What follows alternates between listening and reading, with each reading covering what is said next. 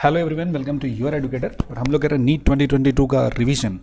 और यहाँ पे हम लोग डेली मॉक टेस्ट करते हैं जिसमें एक क्वेश्चन लगभग 45 के करीब होता है। और हमारे पास कितना होता है, दो सेगमेंट में होता है। एक में 35 होता है जिसमें 35 का 35 क्वेश्चन करना होता है, दूसरे में 15 होता है जिसमें 10 करना रहता है। तो डेली का 50 क्वेश्चन करेंगे एंड नाउ एंड ऑनवर्ड्स हर रोज़ 2 मॉक होगा, मतलब 100 क्वेश्चन का प्रैक्टिस हो जाएगा। So the next 30 days we will be practically completing 60 mock papers और this is going to certainly help you a lot to score a very good score in your NEET marks। और जिस भी level पे आपका preparation है, this is going to enrich your preparation in a better way that you can never imagine। So let's begin with this। आज के इस set का आधा क्वेश्चन सुबह में कर लिया और आधा क्वेश्चन अब होने वाला है। और कल से डेली 2 सेट होगा, मतलब every day you will be solving 50 + 50 100 questions and 60 mock paper. That's unbelievable. 60 set करने के बाद तो फिजिक्स का मतलब कोई सवाल ही तुमसे बाहर छूटने वाला नहीं है, ठीक है। तो चलो शुरू करते हैं।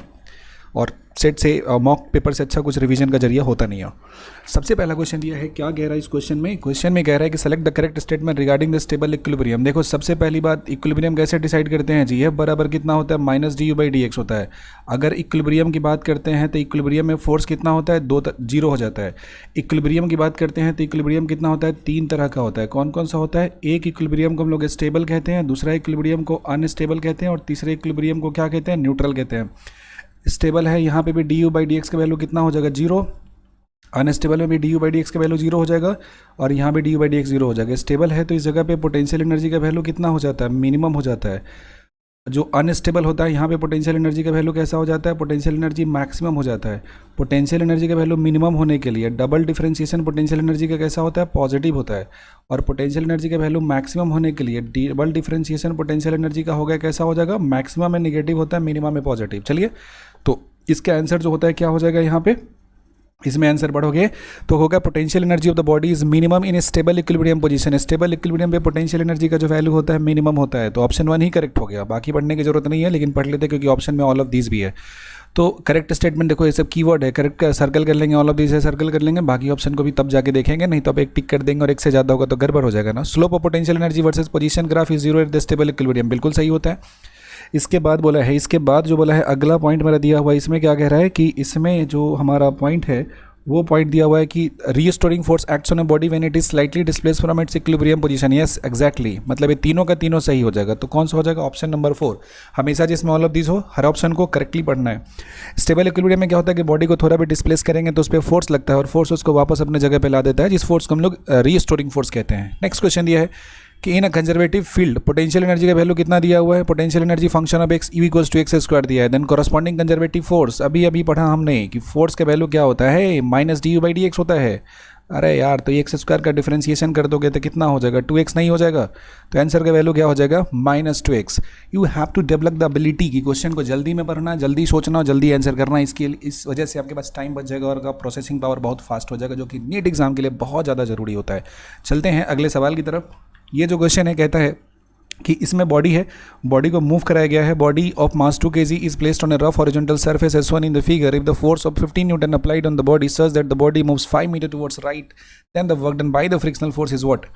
तो फ्रिक्शनल फोर्स की वजह से वर्क डन बोला निकालने के लिए पहली बात की फ्रिक्शनल फोर्स कैलकुलेट कर लो। तो फ्रिक्शनल फोर्स कितना हो जाता है, μ/n हो जाता है। और यहाँ पे नॉर्मल फोर्स किसके बराबर हो जाएगा जी, mg के बराबर होगा ना। ये ब्लॉक ऐसा दिया है, ऊपर में लगा नॉर्मल, नीचे में क्या लग जाएगा, mg लग जाएगा। और मास के वैल्यू 2 दिया, g के वैल्यू 10 दिया, तो वैल्यू कितना हो जाएगा, 20 न्यूटन हो जाएगा। म्यू का वैल्यू 0.5 दिया और ये कितना दिया, 20 दिया, मतलब कितना हो जाएगा, 10 न्यूटन का फोर्स हो गया। और चल कितना रहा है, 5 मीटर। तो 5 मीटर चला राइट की तरफ। और फ्रिक्शन जो होता है मोशन को हमेशा अपोज करता है, समझे, फ्रिक्शन हमेशा मोशन को अपोज करता है। तो वर्क बराबर कितना हो गया, -F × s हो जाएगा। तो फ्रिक्शन का वैल्यू कितना आ गया है, -10 आ गया है। और डिस्प्लेसमेंट का वैल्यू कितना हो जा रहा है, तो डिस्प्लेसमेंट का वैल्यू यहाँ पे 5 हो जा रहा है। तो कितना आ जाएगा कैलकुलेट करके, -50 जूल इसका आंसर हो जाएगा। So the answer for this question is option number 1, -50 joule. Moving ahead to the next question. बहुत ही बढ़िया सा क्वेश्चन दिया, शानदार सवाल दिया है, मजा आ जाएगा बनाकर। इस क्वेश्चन में कह रहा है कि work done by a force F = yi - xj। देखते ही आपके दिमाग में आना चाहिए ध्यान कि i वाले में y दिया है और x वाले में j दिया है, ये कैसे हो सकता है यार। चलो ठीक है, जैसा होगा देखेंगे। बॉडी को डिस्प्लेस किया गया, कहाँ से, यहाँ से डिस्प्लेस करके और यहाँ पे पहुँचाया गया। तो वर्क डन कितना हो जाएगा। तो देखो ऐसे केस में हम लोग क्या करते हैं, डिस्प्लेसमेंट के वैल्यू लिख देते हैं, कितना हो जाता है, dx i कैप हो जाता है और dy j कैप हो जाता है। dw वर्क डन जो होता है ये कितना हो जाता है, तो F.dr हो जाता है। दोनों का मल्टीप्लाई कर देंगे तो कितना हो जाएगा, y dx हो जाएगा प्लस में x dy इस टाइप के एक्सप्रेशन है, इसको तुम वाई याद कर लो, इसको क्या कर लो, याद कर लो। इसको डी एक्स वाई लिखते हैं, वाई डी एक्स और एक्स डी वाई को क्या लिखते हैं, ये कॉन्सेप्ट है अभी के टाइम में मैथमेटिक्स में पढ़ते हैं, डिफरेंशियल इक्वेशन का है। डी एक्स हो जाएगा तो वाई बाहर हो जाएगा, और एक्स बाहर हो जाएगा तो कितना हो जाएगा, डी एक्स हो जाएगा। समझ में आ रही बात। अब टोटल वर्क डन का वैल्यू निकालना है तो क्या करना है, डी डब्ल्यू का इंटीग्रेशन हो जाएगा। अब डी डब्ल्यू का इंटीग्रेशन का मतलब इंटीग्रेशन कितना का हो जाएगा, एक्स वाई का हो जाएगा, और एक्स वाई का इंटीग्रेशन करेंगे तो कितना हो जाएगा, एक्स वाई हो जाएगा। एक्स और वाई का इनिशियल वैल्यू कितना दिया है, 1 और 2 दिया है, और फाइनल एक्स और वाई कितना है, 2 और -1 दिया है। तो फाइनल वैल्यू पुट करेंगे तो 2 इंटू -1 माइनस एक्स का वैल्यू 1 होगा, वाई का वैल्यू 2 हो जाएगा। तो ये हो गया -2 और -2 हो गया, -2 कितना होता है, -4। बहुत ही बेस्ट सा क्वेश्चन है, स्क्रीनशॉट ले लेना, दोबारा इस क्वेश्चन को सॉल्व कर देना, एकदम जबरदस्त सवाल दिया है। तो ऑप्शन नंबर 3 इसका जवाब हो जाएगा। अगला सवाल दिया है कि block of mass 50 gram moving with speed 10 metre per second strikes a spring of force constant इतना दिया है, देन मैक्सिमम कंप्रेशन। देखो जब ये चल रहा था तो इस जगह पे सिर्फ काइनेटिक एनर्जी होता है, यहाँ पहुँच गया तो सारा का सारा एनर्जी स्प्रिंग के पोटेंशियल में कन्वर्ट हो जाएगा ना। तो इनिशियल काइनेटिक एनर्जी कितना हो जाएगा, हाफ mv² और फाइनल पोटेंशियल एनर्जी हो जाएगा हाफ kx²। तो यहाँ से लिखोगे x² का वैल्यू कितना हो जाएगा, 2 से 2 काट दोगे तो m/k हो जाएगा इंटू कितना हो जाएगा, v² हो जाएगा। तो x का वैल्यू कितना हो जाएगा, √m/k हो जाएगा इंटू कितना हो जाएगा, इंटू v ना हो जाएगा। सो द वैल्यू मास कितना है, 50 ग्राम है। डेटा पुट करेंगे 50 इंटू 10 टू द पावर कितना हो जाएगा, -3 हो जाएगा। के का वैल्यू कितना दिया है जी, 200 दिया। और बाहर में बात करोगे वी का वैल्यू कितना दिया है, तो 10 मीटर पर सेकेंड दिया है। ठीक है, 50 से करेंगे 200 दिया तो कितना हो जाएगा, 4 टाइम्स हो जाएगा वैल्यू।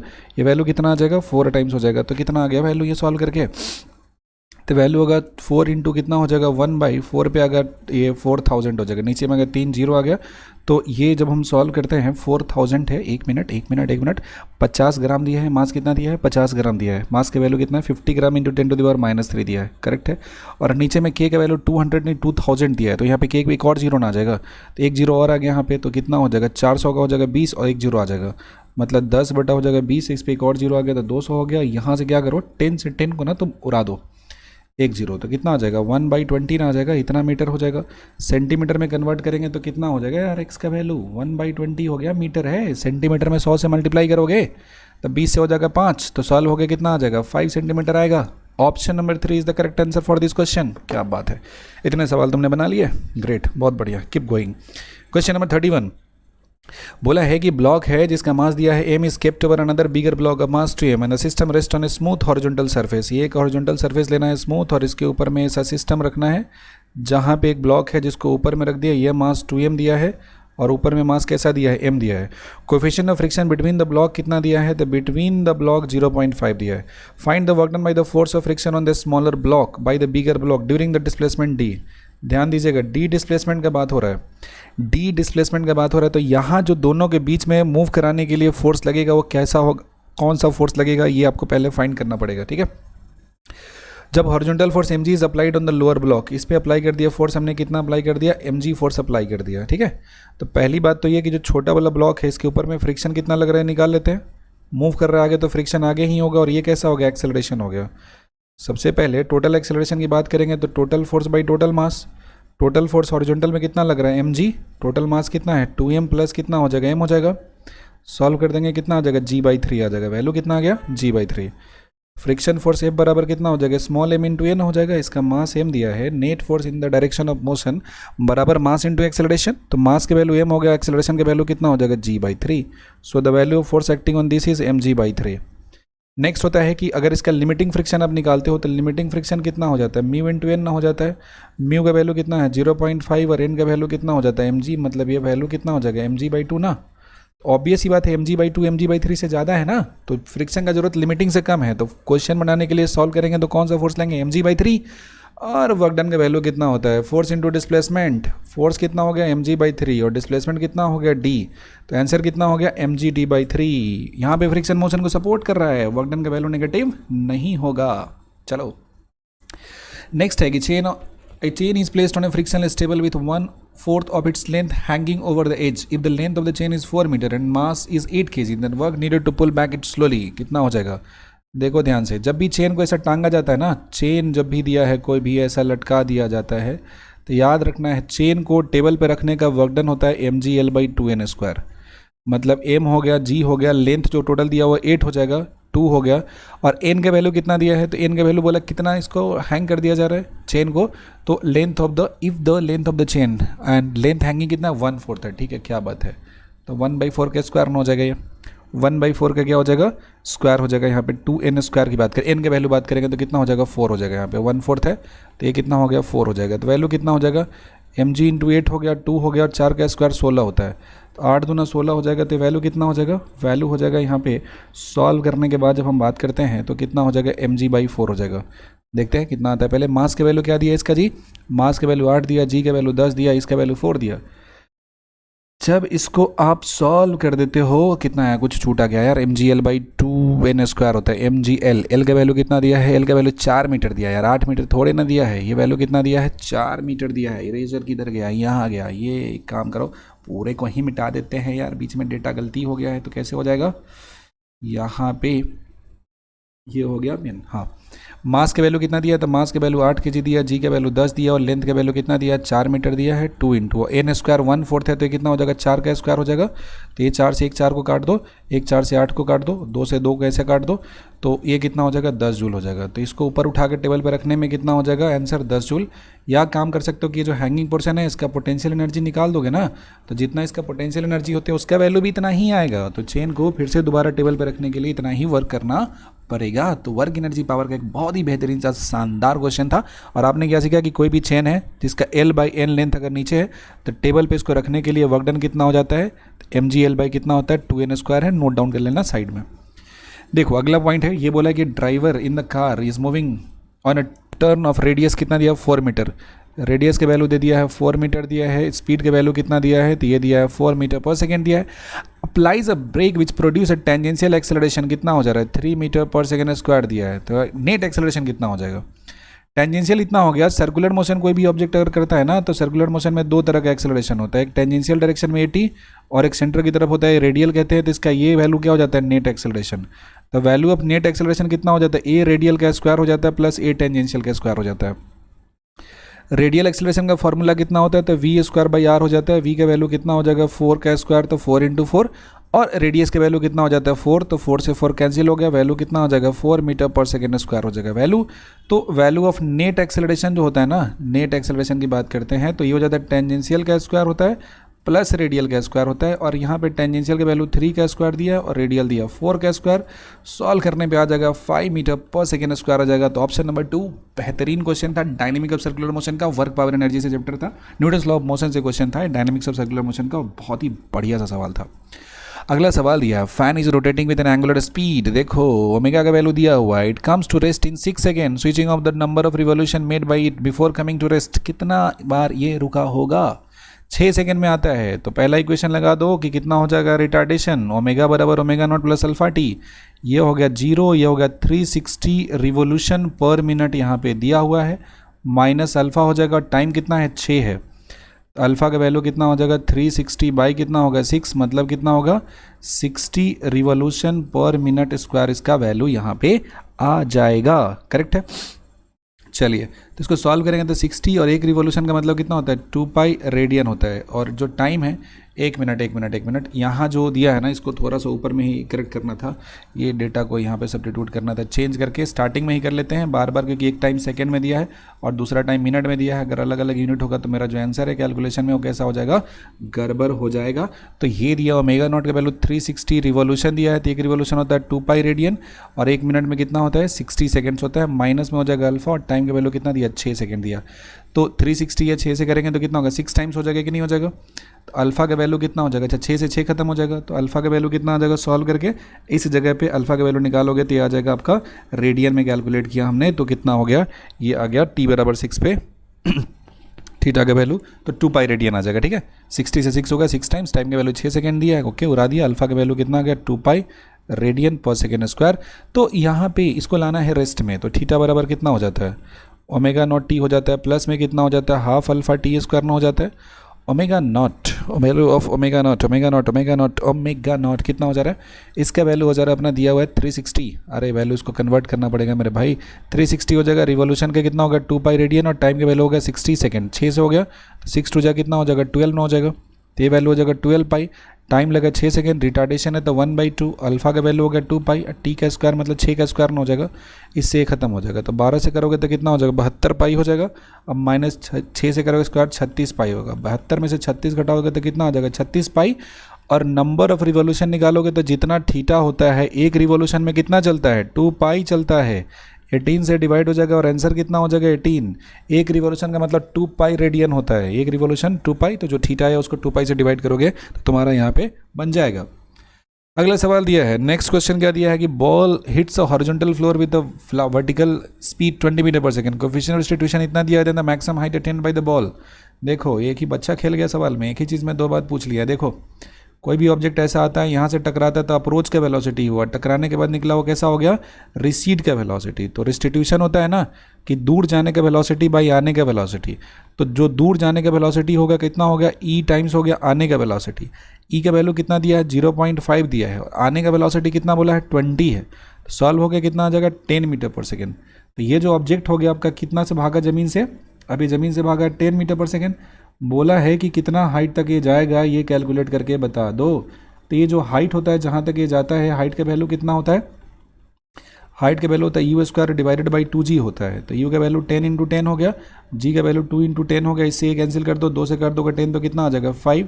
तो सॉल्व करके जो वैल्यू आ जाएगा वो कितना आ जाएगा, that will be equals to 5 metre. तो 36 का कितना हो जाएगा 5 मीटर, इसका हाइट हो जाएगा। अगला सवाल दिया है इफ़ अ मास, अगला सवाल क्या दिया है, बोला है कि if a mass small m collides elastically with another identical mass at rest in oblique manner then after collision both the masses move. Theorem है, याद कर लो, दो आइडेंटिकल मास के बीच में एक रेस्ट में कोलिजन होता है, तो आफ्टर कोलिजन जब दोनों मूव करना शुरू करते हैं तो इसके बीच का जो एंगल होता है ये मान लेते हैं θ1 है, दूसरा θ2 है, तो दोनों के एंगल का सम कितना डिग्री होता है, तो दोनों के एंगल का सम हो जाता है 90 degree, option number 4। Next question है कि 3 forces of magnitude F F and root 2f R on the periphery of a disc of mass same and radius R shown in the figure, then net torque about the centre is. Torque का जो value होता है कितना हो जाता है, जो force लगता है इनटू परपेंडिकुलर डिस्टेंस होता है, परपेंडिकुलर डिस्टेंस या फिर फोर्स का कंपोनेंट लेना, ये परपेंडिकुलर लेना है। जैसे ये फोर्स जो हो गया इसका कंपोनेंट ले लेंगे तो कितना हो जाएगा, इधर की तरफ √2f हो जाएगा cos 45 1/√2, तो इधर भी f हो जाएगा और इधर भी f हो जाएगा। ये फोर्स है दिया हुआ, ये वाला जो कंपोनेंट ये पास कर जा रहा है सेंटर से, तो टॉर्क प्रोड्यूस नहीं करेगा। अगेन ये वाला f का फोर्स, ये वाला f का फोर्स, ये दोनों, ये भी इधर रोटेट करने की कोशिश कर रहा है, ये भी इधर रोटेट करने की कोशिश कर रहा है, लेकिन ये जो दिया हुआ है रेड कलर से बनाया हुआ फोर्स इसको उल्टा रोटेट करने की कोशिश कर रहा है। तो टॉर्क लिखेंगे तो कितना होगा, दोनों सबका तो परपेंडिकुलर डिस्टेंस आ रही है, एफ इंटू आर हो गया, प्लस में एफ इंटू आर हो गया, और माइनस में लिखेंगे तो कितना हो जाएगा, एफ इंटू आर हो जाएगा ना। तो ये खत्म हो गया तो कितना आ गया वैल्यू, एफ इंटू आर हो गया। और नेट कैसा रोटेट करने का टेंडेंसी है, तो नेट इसका रोटेट करने का टेंडेंसी दिया हुआ है, ये डायरेक्शन को बोलते हैं कैसा, हम एंटी क्लॉकवाइज डायरेक्शन इसको बोलते हैं। क्लॉकवाइज है तो इसके डायरेक्शन में चारों उंगली को अगर घुमाते हो, इस एरो के डायरेक्शन में चारों उंगली के अपने दाहिने हाथ को घुमाते हो तो थंब तुम्हारा अंदर की तरफ पॉइंट करेगा, और पेज में अंदर की तरफ डायरेक्शन होता है, इसको क्या कहते हैं माइनस के कैप कहते हैं। तो हो गया माइनस एफ आर की कैप हो जाएगा, मतलब ऑप्शन नंबर 2 हो जाएगा। नेक्स्ट क्वेश्चन दिया है कि 2 identical rings are moving with equal kinetic energy, one ring rolls without slipping and another ring is in pure translation motion, then ratio of the respective speed of the centre of mass कितना हो जाएगा, speed of centre of mass का। देखो पहले का kinetic energy दूसरे का kinetic energy बराबर है ना, तो रिंग जब बात करता है ना रोटेशनल मोशन में होता है रिंग का, तो ये कितना हो जाएगा half M V A square हो जाएगा, प्लस हो जाता है हाफ आई ओमेगा स्क्वायर बराबर half M V A square, और रिंग का मोमेंट ऑफ इनर्शिया कितना होता है एम आर स्क्वायर, और ओमेगा का वैल्यू भी बाई आर, तो V A square by R square, तो M V A square by 2 plus M V A square by 2, मतलब 2 बार आ गया तो वैल्यू कितना हो जाएगा एम वी ए स्क्वायर हो जाएगा। तो प्योर रोलिंग मोशन में कितना हो जाएगा एम वी वन स्क्वायर हो जाएगा, और वहीं पे जब प्योर ट्रांसलेशन मोशन है तो कितना हो जाएगा half M V two square होगा, इससे ख़त्म हो जाएगा। तो v1 बाई वी टू का होल स्क्वायर लिखेंगे तो कितने के बराबर हो जाएगा 1/2 के बराबर होगा, तो v1 बाई वी टू कितना आ जाएगा सॉल्व हो गया 1/√2 इसका आ जाएगा, and this is going to be the answer of your question option number 1। अगला सवाल है 40 नंबर है, disc of mass small M and radius R is rolling without sleeping as shown in the figure, then the magnitude of net velocity. याद रखना कि किसी भी जगह पे वेलोसिटी दो तरह का होता है, एक होता है तुम्हारा किसी जगह पे बात करते हैं तो दोनों वेलोसिटी का सम हो जाता है ट्रांसलेशन का और रोटेशन का। रोटेशन में जो ऑब्जेक्ट होता है कैसा मूव करता है, ये मूव करता है आपका सर्कुलर मोशन में, तो इसका वेलोसिटी कितना हो जाएगा इधर की तरफ v इज इक्वल्स टू हो जाएगा आर ओमेगा, तो आर की जगह पे कितना दिया है r/2, और ओमेगा जो दिया है कितना हो जाएगा v0 बाई आर हो जाएगा, तो ये खत्म हो जाएगा, तो वेलोसिटी कितना हो जाएगा v0 बाई 2 ना हो जाएगा। इसका रिजल्टेंट निकालना है वेलोसिटी का, ध्यान से देखना है कितना हो गया 60 डिग्री हो गया, इधर की तरफ वेलोसिटी हो गया v0/2 और एक वेलोसिटी कितना दिया इधर में v0 दिया, 60 है, ये 90 हो जाएगा, तो ये एंगल कितना होगा 30 हो जाएगा, तो ये एंगल कितना हो जाएगा 60 हो जाएगा ना। तो ये दो वेलोसिटी हो गया पार्टिकल के पास, एक वेलोसिटी होगा ट्रांसलेशन की वजह से v0 और रोटेशन की वजह से कितना हो जाएगा v0/2 और दोनों के बीच में जो एंगल हो जाएगा 60 डिग्री। तो रिजल्टेंट वेलोसिटीज दोनों का निकालोगे तो कितना हो जाएगा v1 का स्क्वायर प्लस v2 का स्क्वायर प्लस में 2v1v2 हो जाएगा और ये कितना हो जाएगा cos थीटा हो जाएगा। v1 कितना हो जाएगा v0 का स्क्वायर प्लस में कितना हो जाएगा v0/2 का स्क्वायर प्लस 2 हो गया v0 हो गया और ये वैल्यू कितना हो जाएगा v0/2 हो जाएगा। इससे ये खत्म हो जाएगा। तो सॉल्व करोगे तो कितना हो जाएगा v0 स्क्वायर कितना हो गया 2v0 square plus v0 square by कितना होगा 4, 4 टू जा 8, 1 कितना हो जाएगा 9, एक मिनट 4 टू जा 8 कैसे 2 टू जा 4, v0 स्क्वायर प्लस कितना हो जाएगा v0 स्क्वायर, ये कितना हो जाएगा 2 का स्क्वायर कितना हो जाएगा 4 हो जाएगा, करेक्ट है। और अगर v0 स्क्वायर हो जाएगा और यहाँ पे कितना हो जाएगा 2 इंटू v0/2 और cos 60 का वैल्यू भी तो लिखना पड़ेगा ना 1/2, तो ये कितना हो जाएगा यहाँ पे, ये वैल्यू जब बात करेंगे यहाँ पे कैलकुलेशन है यार, ये जब बात करेंगे cos 60 का वैल्यू 1/2 पुट करेंगे तो यहाँ रूट में जो सीन है वो बदल जाएगा और ये हो जाएगा v0 का square plus v0 square by 4 हो जाएगा, v0 स्क्वायर बाई 2 हो जाएगा, मतलब कितना होगा 3v0 स्क्वायर बाई 2 हो जाएगा प्लस v0 स्क्वायर बाई 4 हो जाएगा, मतलब √7 v0 डिवाइडेड बाई कितना हो जाएगा 2 ना हो जाएगा, √7 v0 डिवाइडेड बाई 2 हो जाएगा, मतलब ऑप्शन नंबर 3 हो जाएगा। ये हुआ हमारा इस क्वेश्चन का आंसर। अगला जो सवाल दिया है बोला है कि if a moving particle have linear momentum p and position vector r then choose the correct relation between the r and p and the angular momentum l। देखो सबसे पहली बात है कि कोई भी ऑब्जेक्ट अगर यहाँ जाता है और ये चल रहा है इधर की तरफ, इसका लीनियर मोमेंटम p दिया है जिसका वैल्यू कितना दिया है m भी दिया हुआ है। इस केस में जब हम बात करते हैं तो एंगुलर मोमेंटम l का वैल्यू होता है ये कितना हो जाता है r क्रॉस p हो जाता है। पहली बात तो ये, तो एंगुलर मोमेंटम कैसा हो गया, एंगुलर मोमेंटम जो हो गया मेरा परपेंडिकुलर टू किसका हो गया r हो गया और दो परपेंडिकुलर वेक्टर का डॉट प्रोडक्ट हमेशा कितना हो जाता है 0 हो जाता है। तो angular momentum about the origin है यहाँ पे बात कर रहे हैं, तो इसका आंसर कौन सा हो जाएगा, तो इसका आंसर हो जाएगा हमारा ऑप्शन नंबर 1 ही हो गया, r डॉट l का वैल्यू कितना हो जाएगा 0, बिकॉज दो वेक्टर 90 डिग्री पे हो तो उसका डॉट प्रोडक्ट का वैल्यू कितना हो जाता है 0 हो जाता है। अगला सवाल दिया है कि wheel is initially at rest starts rotating with an uniform acceleration, wheel rotates through an angle θ1 for the first second and through the additional θ2 in the next 2 seconds. Then याद रखना कि यूनिफॉर्म एक्सेलरेशन हो, कैसा हो, uniform acceleration हो, motion linear हो या circular हो। लीनियर होगा तो डिस्टेंस का रेशियो, सर्कुलर में होता है एंगल का रेशियो 1, 3, 5, 7, 9, ये ऑड नंबर का रेशियो होता है, ये दोनों में एप्लीकेबल होता है। लीनियर होता है तब भी और सर्कुलर होता है तब भी ऐसा जाता है। ये रेगुलर इंटरवल ऑफ टाइम में बात करेंगे, रेगुलर इंटरवल ऑफ टाइम में बात करेंगे। तो first second and through an additional θ2 in the next 2 second, अगला 2 सेकेंड में बात किया, समझ में आ रही बात, कहाँ पे बात किया है, अगले 2 सेकेंड में बात किया है। तो देखेंगे यहाँ पे जैसे ये पहला सेकेंड, दूसरा, फिर 1 सेकेंड, फिर 1 सेकेंड। तो पहले 1 सेकेंड में मान लो कितना हो गया 1 हो गया, अगले 1 सेकेंड में 3 हो गया, अगले 1 सेकेंड में कितना हो गया 5, अगले 2 सेकेंड का कितना हो गया 5, 3, 8 ना हो गया।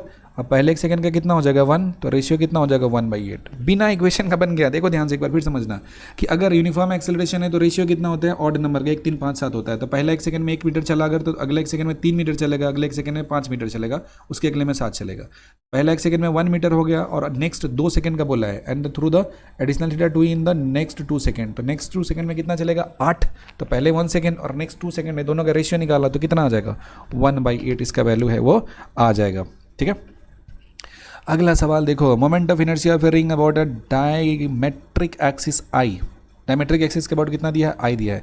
Then new moment of inertia, देखो रिंग के बारे में बात करते हैं। सबसे पहली बात है कि रिंग का जो मोमेंट ऑफ इनर्शिया होता है डायमेट्रिक एक्सिस के अबाउट, अगर मास m और रेडियस r है तो वैल्यू कितना हो जाता है mr²/2 हो जाता है, और इसी mr²/2 का वैल्यू कितना दिया है आई दिया है। अब ये इसके अबाउट मालूम है जो हमारा ये डॉटेड लाइन है xy, ये तो टेंजेंशियल ना हो गया, तो यहाँ से ये वाला डिस्टेंस कितना हो जाएगा r हो जाएगा। और जब पैरेलल एक्सिस के अबाउट निकालना पड़ता है तो कितना होता है i बराबर होता है ICM प्लस में कितना हो जाता है md² हो जाता है। सेंटर ऑफ मास के अबाउट जो गया है वो कितना है mr²/2 है, प्लस md² करोगे तो mr² हो जाएगा, ऐड करोगे कितना हो जाएगा 3/2 mr²। आपके पास कितने रिंग दिए हैं, 2 रिंग है ना, नीचे वाला ऊपर वाला, तो नेट मोमेंट ऑफ इनर्शिया निकालेंगे तो ट्वाइस ऑफ हो जाएगा कितना 3/2 mr² हो जाएगा। 2 से 2 कैंसिल हो जाएगा तो कितना आ गया वैल्यू 3 mr²। और यहाँ से अगर mr² का वैल्यू निकाल दे तो कितना आ जाएगा 2i आ जाएगा, ये वैल्यू कितना आ जाएगा 2i आ जाएगा। तो 3 इंटू क्या कर देंगे 2i, तो वैल्यू कितना हो जाएगा 3 टू जा 6i इसका वैल्यू है वो आ जाएगा। So the answer will be option number 1। कौन सा हो जाएगा? ऑप्शन नंबर 1 हो जाएगा 43 का। 44 नंबर क्वेश्चन में पहुंचने वाले हैं। If the angular momentum of a body varies with time t as l equals to 2t³ plus 3t square plus 40 plus 7 kg square per second and torque acting on the body at t equals to 1 second. ये सवाल को पढ़ते ही हमको याद होना चाहिए कि torque का मतलब होता है rate of change of angular momentum, और l का वैल्यू जो दिया है इस जगह से डायरेक्टली अगर हम कैलकुलेट करें dl/dt का वैल्यू तो ये कितना हो गया 2 हो जाएगा। t की पावर 3 तो डिफरेंशिएशन करेंगे तो 3 into T square, 3 into T square का कितना होगा 2t हो जाएगा, प्लस 4 इंटू टी का 1 हो जाएगा और 7 का 0 हो जाएगा। सो इट इज़ 3 टू जा 6t स्क्वायर प्लस 3 टू जा 6t प्लस में कितना हो जाएगा 4 हो जाएगा। टाइम का वैल्यू बोला कितना लेना है 1 सेकेंड है तो 1 पुट करेंगे ना यहाँ पे, तो 6 इंटू 1 का स्क्वायर प्लस 6 इंटू 1 हो जाएगा, प्लस में कितना हो जाएगा 4 हो जाएगा। 6 प्लस कितना हो जाएगा 4, 6 6 12 4 कितना हो जाएगा 16 हो जाएगा। तो एंगुलर मोमेंटम का वैल्यू कितना आ जाएगा यहाँ पे सॉल्व करके, यहाँ पे आया 16 न्यूटन सेकेंड, ऑप्शन नंबर 1। अगला क्वेश्चन देखो। For structure shown in the figure moment of inertia about an axis passing through the Y dash axis कितना होगा। देखिए दिया हुआ सिस्टम क्या दिया है, दिया हुआ सिस्टम दिया है आपका ये एक रॉड दिया हुआ है। रॉड का मोमेंट ऑफ इनर्शिया जब भी हम निकालने जाते हैं तो रॉड का अगर लेंथ एल दिया है और रॉड को ऐसा किसी एक्सिस पे थीटा एंगल पर रख देते हैं, ध्यान से देखना बहुत इंपॉर्टेंट फार्मूला है, और इसको इसके अबाउट रोटेट करते हैं, लेंथ एल है और मास इसका एम है, तो इसके अबाउट मोमेंट ऑफ इनर्शिया कितना हो जाता है ml²/3। रॉड का एंड के अबाउट होता है और साथ में साइन स्क्वायर थीटा से यहाँ पे मल्टीप्लाई कर देना पड़ता है। अब देखो ये 45 डिग्री का एंगल दिया ना, ये लेंथ अगर एल हो जाए, ये लेंथ अगर एल हो जाए तो कितना हो जाएगा ये वैल्यू, और ये वाला लेंथ कितना हो जाएगा ये भी एल हो जाएगा। तो पाइथागोरस थ्योरम का है, यहाँ पे पूरा कमाल चल रहा है, तो कितना हो जाएगा ये वैल्यू लिखेंगे l/√2। यहाँ पे कंपोनेंट के फॉर्म में अगर हम बात करते हैं तो 2l है ना, तो इसका वैल्यू कितना करेंगे 2l cos theta cos 45 degree की बात कर देंगे तो कितना हो जाएगा, इधर का हो जाएगा ना, यहाँ पे जो स्मॉल l का वैल्यू हो जाएगा कितना हो जाएगा, ये वैल्यू हो जाएगा 2l cos 45, और cos 45 कितना होता है 1/√2 ना हो जाता है, तो इससे इसको काट देंगे तो कितना हो जाएगा √2l हो जाएगा वैल्यू। तो आई नेट की बात करेंगे तो मेरे पास एक रॉड ये वाला और एक रॉड ये वाला, तो 2 से मल्टीप्लाई कर देना है, और एक का कितना हो जाएगा m, जिसका लेंथ कितना दिया है यहाँ पे l का वैल्यू कितना पुट करेंगे √2l हो जाएगा इसका स्क्वायर डिवाइडेड बाई 3, और ये कितना हो जाएगा साइन स्क्वायर, और ये कितना हो जाएगा 45, वैल्यू हो जाएगा 2 हो जाएगा, ये हो जाएगा ml² √2 का हो गया 2, 3 हो गया, साइन 45 1/√2 स्क्वायर करेंगे तो 1/2 हो जाएगा, इससे ख़त्म होके कितना आ गया 2 ml² डिवाइडेड बाई 3 हो जाएगा। तो आंसर कितना हो जाएगा, आंसर हो जाएगा ऑप्शन नंबर 1 2 ml² बाई 3।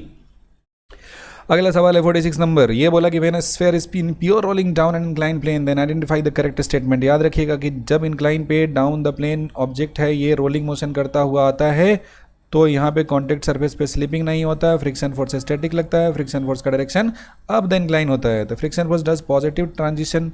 अरे एक बात बताओ यार, फ्रिक्शन कैसा लगा, फ्रिक्शन तो स्टैटिक लगा ना, फ्रिक्शन कैसा लगा स्टैटिक लगा, और जब स्टैटिक फ्रिक्शन लग रहा है तो स्टैटिक फ्रिक्शन में तो स्लिपिंग नहीं होता, स्लिपिंग नहीं होता तो वर्क डन नहीं होगा ना, तो work done by the friction कितना हो जाएगा 0 ना हो जाएगा। याद रखना हमेशा जब भी प्योर रोलिंग होता है, in case of pure rolling जो फ्रिक्शन लगता है वो फ्रिक्शन कैसा होता है स्टैटिक होता है, और स्टैटिक की वजह से वर्क डन का वैल्यू कितना हो जाता है 0 हो जाता है। ठीक है, चलो अगला जो क्वेश्चन दिया इसमें बोला है कि ring of mass small m and radius r is melted and then moulded into square. मतलब आपके पास क्या था, पहले आपके पास एक रिंग था और अब क्या बना दिया गया, तो अब बना दिया गया यहाँ से एक स्क्वायर बना दिया। ठीक है, बहुत बढ़िया बात है।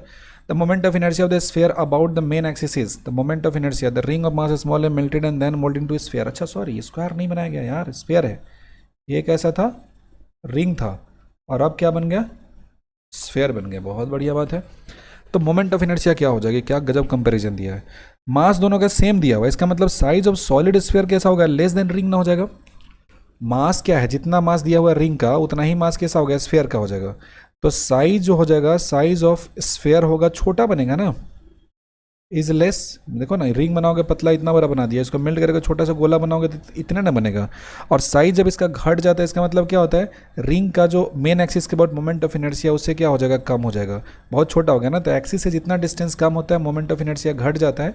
मोमेंट ऑफ इनर्शिया क्या होता है इसी एक्सिस के अबाउट mr² होता है, और ये मास दिया हुआ है, और जितना मास एक्सिस से दूर होगा मोमेंट ऑफ इनर्शिया उतना ज़्यादा होगा। मोमेंट ऑफ इनर्शिया मास के डिस्ट्रीब्यूशन पे डिपेंड करता है, समझ गए। तो mr², तो ये जो डिस्टेंस है ये डिस्टेंस के वैल्यू कम होने की वजह से मोमेंट ऑफ इनर्शिया होगा वो घट जाएगा। अगला सवाल दिया कि particle is moving along a straight line parallel to the X axis. एक पार्टिकल है जो मूव कर रहा है स्ट्रेट लाइन में parallel to the X axis, मतलब ये लाइन इधर मूव कर रहा है विथ कांस्टेंट वेलोसिटी, मतलब इसका वेलोसिटी कैसा दिया, कांस्टेंट। एंगुलर मोमेंटम कितना हो जाएगा, मान लीजिए किसी वक्त में यहाँ पे है और ये डिस्टेंस कैसा हो जाएगा, यहाँ से b डिस्टेंस दिया है। एंगुलर मोमेंटम का जो वैल्यू होता है इसको लिखते हैं r क्रॉस p लिखते हैं, और मैग्नीट्यूड वाइज लिखेंगे तो हो जाएगा linear momentum into perpendicular distance हो जाता है। तो लीनियर मोमेंटम में परपेंडिकुलर डिस्टेंस से मल्टीप्लाई कर देते हैं तो क्या मिल जाता है, एंगुलर मोमेंटम। तो एंगुलर मोमेंटम कैसा हो जाएगा, इसका परपेंडिकुलर डिस्टेंस तो हमेशा फिक्स्ड है और मोशन कर रहा है बी से, तो p का वैल्यू कितना हो जाएगा, तो p का वैल्यू हो जाएगा mv हो जाएगा। यहाँ पे p का वैल्यू कितना हो जाएगा, mv, मास इंटू वेलोसिटी हो जाएगा। तो जब ये परपेंडिकुलर डिस्टेंस का वैल्यू हमेशा फिक्स है और mv फिक्स है तो l का जो मैग्नीट्यूड होगा तो कांस्टेंट ना होगा, रिमेन कांस्टेंट। क्यों, क्योंकि परपेंडिकुलर डिस्टेंस यहाँ पे कैसा है, फिक्स दिया हुआ है, तो value will be remain constant. और आज का आखिरी सवाल बेहतरीन सा क्वेश्चन है, 50वां नंबर क्वेश्चन है। आपने 50 क्वेश्चन को कवर कर लिया, एक मॉक पेपर आपका कंप्लीट हो गया। If the earth were to suddenly contract to its present radius without change in the mass, then the new duration. अभी कितना का ड्यूरेशन होता है दिन रात का जी, 24 घंटा ना होता है, तो टाइम पीरियड टी का वैल्यू कितना लिखोगे, 2π/ω लिखोगे अभी का, जिसका वैल्यू कितना हो गया 24 आवर। अब बताइए अर्थ को अगर सॉलिड स्फीयर एज्यूम करते हैं तो I1 का बात करेंगे तो ये कितना हो जाएगा, 2/5m² हो जाएगा। I2 का बात करते हैं तो कितना हो जाएगा 2/5m, और रेडियस का वैल्यू कितना हो जाएगा, r/n का होल स्क्वायर हो जाएगा ना। तो 1/n² को अगर बाहर करेंगे तो ये कितना हो जाएगा, 2/5mr² हो जाएगा, और 2/5mr² है तो इसका वैल्यू कितना हो जाएगा, I1 हो जाएगा कि नहीं हो जाएगा। अब बोलता है कि अर्थ वर्थ जब कंप्रेस करता है या कुछ होता है तो बाहर से कोई फोर्स लगा के नहीं ना हुआ, टॉर्क का वैल्यू कितना हो जाएगा, यहाँ पे 0 हो जाएगा। तो ये मोमेंटम हमेशा कंजर्व होता है, तो लिखोगे I1 ω1 इज इक्वल्स टू कितना हो जाएगा, I2 ω2। I1 का वैल्यू लिखेंगे तो I1 हो जाएगा, ω1 का वैल्यू ω1 दिया है, और I2 का वैल्यू कितना है, I1 डिवाइडेड बाई n² दिया हुआ है, इंटू कितना हो जाएगा, ω2 ना हो जाएगा। ω2 का वैल्यू कितना हो जाएगा, n² इंटू क्या हो जाएगा, ω1 ना। तो सेकेंड केस का टाइम पीरियड T2 का वैल्यू कितना हो जाएगा, 2π डिवाइडेड बाई ω2 ना हो जाएगा। तो 2π, ω2 का वैल्यू कितना हो जाएगा, n² इंटू ω1 ना हो जाएगा, और 2π/ω1 है, इसका वैल्यू कितना है 24 आवर है ना, यहाँ से देख लो। तो ये वैल्यू 24 आवर हो गया, डिवाइडेड बाई कितना हो जाएगा, n²। तो आंसर कितना हो जाएगा 24/n²। इतना छोटा दिन हो जाएगा, टाइम पीरियड है वो घट जाएगा। तो हमने यहाँ पे कंप्लीट कर लिया पूरा का पूरा मॉक पेपर। अब हर रोज़ होंगे 2 पेपर, अगले दिन में 30 दिन में टारगेट है आपको 60 मॉक कराने का। और बिल्ली में 60 मॉक करके जाओगे, नीट का मजाल है कि इससे बाहर का कोई सवाल पूछ दे। और 60 मॉक कंप्लीट करने के बाद आपका जो कॉन्फिडेंस होगा वो स्काई हाई होगा। ठीक है, तो चलिए आज की क्लास कहीं पे कंक्लूड करते हैं। और आपको अगर लगता है कि हम आपके लिए मेहनत कर रहे हैं और आपको चीज़ें बेनिफिट कर रही है, then do consider subscribing this channel and hit the like button and share with the others. Thank you for watching. Bye bye.